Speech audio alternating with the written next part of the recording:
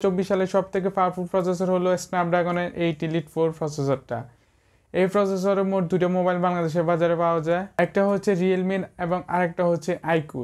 এই দুইটার মধ্যে সবথেকে বেশি জনপ্রিয় হলো আইকিউ 13 5G মোবাইলটা। কয়েকদিন আগে আইকিউ 13 5G মোবাইলটার একটা ফার্স্ট ইমপ্রেশন দিয়েছি, ওইটা আপনারা দেখে আসতে পারেন, চ্যানেলের ভিডিও রয়েছে। অ্যান্ড আজকে আমরা এটার ফুল একটা রিভিউ করব।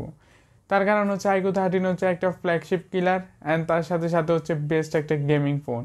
আইকিউ 13-এর ডিজাইনের কথা আসলে মোবাইলটার ব্যাকে ব্যবহার করা হয়েছে গ্লাস অ্যান্ড ব্যাকের যে ক্যামেরা কাটআউট ওইটার পাশে ব্যবহার করা হয়েছে তাদের একটা RGB লাইট। সো ওই RGB লাইটটা আপনারা আপনাদের নিজেদের মতো করে কাস্টমাইজ করতে পারবেন। গেমিং খেলার সময় একরকম বা কল করার সময় আরেক রকম, আপনাদের মনের মতো করে এই RGB লাইটটা আপনারা কাস্টমাইজ করতে পারবেন। মোবাইলটার ফ্রেমে ব্যবহার করেছে অ্যালুমিনিয়াম ফ্রেম, তাছাড়াও মোবাইলটা রাউন্ড শেপের হওয়ার কারণে হাতে দারুণ পরিমাণে গ্রিপ পাওয়া যায়। মোবাইলটাতে IP68 এবং 69-এর ওয়াটার অ্যান্ড ডাস্ট রেজিস্ট্যান্স রয়েছে, যার কারণে এটা 1.5 মিটার পানির নিচে 30 মিনিট পর্যন্ত সার্ভাইভ করতে পারবে। মোবাইলটার একদম নিচে রয়েছে সিম কার্ডের স্লট, যেটাতে আপনারা ডুয়েল ন্যানো সিম ব্যবহার করতে পারবেন। তার পাশে রয়েছে USB Type-C চার্জিং পোর্ট, যেটা হচ্ছে USB 3.2 Gen 2 যে চার্জিং পোর্ট ওইটা। অ্যান্ড তার সাথে রয়েছে স্টিরিও স্পিকার সেটআপ। মোবাইলটার ইন্ডিয়ান ভেরিয়েন্টে ব্যবহার করেছে 6000 mAh-এর একটা ম্যাসিভ ব্যাটারি এবং চাইনিজ ভেরিয়েন্টে ব্যবহার করেছে 6150 mAh-এর ম্যাসিভ ব্যাটারি। তো বাংলাদেশের বাজারে এটার যে চাইনিজ ভেরিয়েন্ট ওইটাই বেশিরভাগ পাওয়া যায়, টুকটাক কয়েকটা শপে হয়তো ইন্ডিয়ান ভেরিয়েন্টটাও পাওয়া যেতে পারে। মোবাইলটার চাইনিজ এবং ইন্ডিয়ান দুটো ভেরিয়েন্টে ব্যবহার করেছে 120 ওয়াটের একটি ফাস্ট চার্জার, যেটা 0 থেকে 100% মাত্র 30 মিনিটে চার্জ করে ফেলে। আইকিউ 13-এর কানেক্টিভিটির কথা আসলে মোবাইলটাতে Wi-Fi 6 এবং ব্লুটুথ 5.4 পেয়ে যাবেন। মোবাইলটা out of the box Android 15 পেয়ে যাবেন, যেটাতে আপনারা 4 বছরের অর্থাৎ 4 মেজর অ্যান্ড্রয়েড আপডেট পেয়ে যাবেন। স্টোরেজ অপশন হিসেবে ব্যবহার করা হয়েছে UFS 4.1 স্টোরেজ এবং র্যাম অপশন হিসেবে ব্যবহার করা হয়েছে LPDDR5X র্যাম। অ্যান্ড এই দিক থেকে ভাই সব কিছু টপ নচ ব্যবহার করা হয়েছে ফ্ল্যাগশিপ মোবাইলগুলোর মতনই। মোবাইলটার প্রাইসের কথা আসলে মোবাইলটার বর্তমান প্রাইস 80K অর্থাৎ 80,000-এর কাছাকাছি। সো প্রাইস যেটা রয়েছে ওইটা লেটেস্ট প্রাইস যেটা যখন ভিডিওটা করতেছি, তো যেটা আর কি বর্তমান প্রাইস ওইটা আমি ডিসক্রিপশানে দিয়ে দেবো, কষ্ট করে একটু চেক করে নেবেন।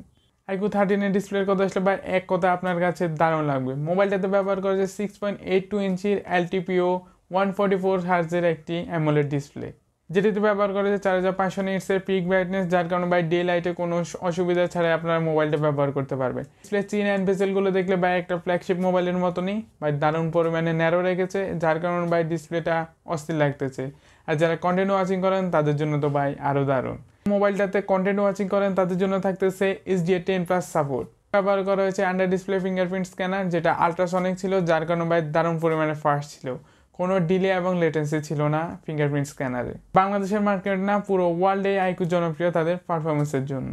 এবার আইকিউ 13-এ ব্যবহার করেছে অ্যান্ড্রয়েডের সব থেকে ফাস্টেস্ট প্রসেসর স্ন্যাপড্রাগন 8 Elite 4, যেটার আন্ততু 28 লাখ প্লাস। সিগমেন্টসের কথা আসলে সিঙ্গেল কোরে এটা পারফরমেন্স করেছে 3093 এবং মাল্টি কোরে পারফরমেন্স করেছে 9854। অ্যান্ড মোবাইলটার হাতে কলমে পারফরমেন্স অস্থির, 28 লাখের আন্তত। অ্যান্ড যেটা দেখে বা অনেকে অবাক হবেন, আসলে অবাক হওয়ার মতো গেম প্লেটা করে আসে। পাবজিতে 120 FPS সাপোর্ট করে স্মুথে অ্যান্ড 120 FPS বা মাখনের মতো পাবেন। তো যাদের বাজেট 80,000 টাকায় এই বাজেটে বেস্ট ক্যামেরা গেমিং অলরাউন্ডার একটা ফ্ল্যাগশিপ মোবাইল খুঁজতে চাইতেছে, তো আমি তাদেরকে ভাই নিঃসন্দেহে চোখ বন্ধ করে ভাই আইকিউটা আর কি আইকিউ 13 যেটা আছে এটা ভাই সাজেশন করতে পারবো। গেমিংয়ের কথা আসলে ভাই 1-1.5 ঘন্টা গেমিংয়ের পরও ভাই 118-119 FPS ছিল পাবজিতে। আইকিউ 13 এবার পারফরমেন্সের পাশাপাশি ক্যামেরাতেও দারুণ পরিমাণে নজর দিয়েছে। সো মোবাইলটাতে ব্যবহার করেছে ব্যাকে 3টে ক্যামেরা সেট আপ, একটা হচ্ছে 50 মেগাপিক্সেলের ওয়াইড অ্যাঙ্গেলের যেটাতে OIS সাপোর্ট রয়েছে, আরেকটা হচ্ছে 50 মেগাপিক্সেলের টেলিফোটো লেন্স যেটাতে 2x অপটিক্যাল জুম রয়েছে, আরেকটা হচ্ছে 50 মেগাপিক্সেলের ultra wide lens. Back camera দিয়ে 8K-তে 30, 4K-তে 24, 30 এবং 60 FPS ভিডিও রেকর্ড করতে পারেন। তাছাড়াও 1080p-তে 30, 60, 120 এবং 240 FPS ভিডিও রেকর্ড করতে পারবেন। ফ্রন্টে ব্যবহার করেছে একটা 32 মেগাপিক্সেলের ওয়াইড অ্যাঙ্গেল লেন্স, যেটাতে আপনার 4K-তে 30 এবং 1080p-তে 30 এবং 60 FPS ভিডিও রেকর্ড করতে পারবেন। তো চলেন আইকিউ 13-এর কয়েকটা ছবির স্যাম্পল দেখে আসি আমরা।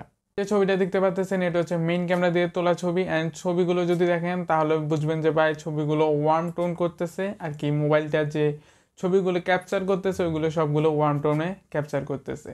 অ্যান্ড এখন আমরা একটু মেইন লেন্সের আর কি জুম টেস্টও করে ফেলি। তো এখন যেটা দেখতে পাচ্ছেন এটা হচ্ছে 1x, অ্যান্ড এখন যেটা দেখতে পাচ্ছেন এটা হচ্ছে 3x, অ্যান্ড এখন যেটা দেখতে পাচ্ছেন এটা হচ্ছে 5x এর।